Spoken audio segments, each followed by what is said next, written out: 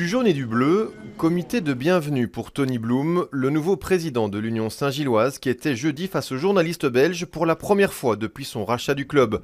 L'occasion d'en savoir plus sur les intentions de l'Anglais à la tête du club bruxellois.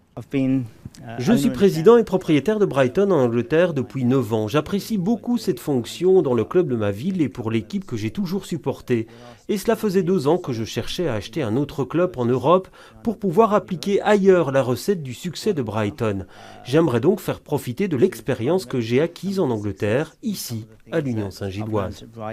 Entre l'Union et le Britannique, le coup de foudre a été instantané. Tony Bloom a tout de suite été charmé par l'aura du club, son histoire et sa tradition. Une tradition à laquelle Tony Bloom est attaché et qu'il ne compte dès lors pas changer. Je suis conscient que l'Union Saint-Gilloise appartient au peuple bruxellois. Toute la tradition du club avec ses 11 titres de champion, son stade mythique dans lequel l'équipe revient cette saison. Tout cela est très important pour moi.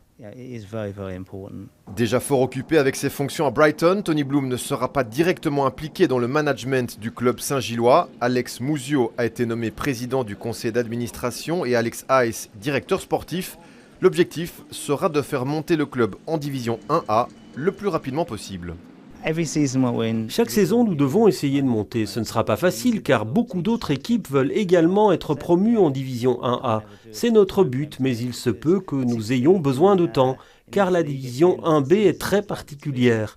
Ce serait déjà très excitant de pouvoir jouer les playoffs en fin de saison, mais nous essaierons certainement d'être déjà promus cette saison en division 1A.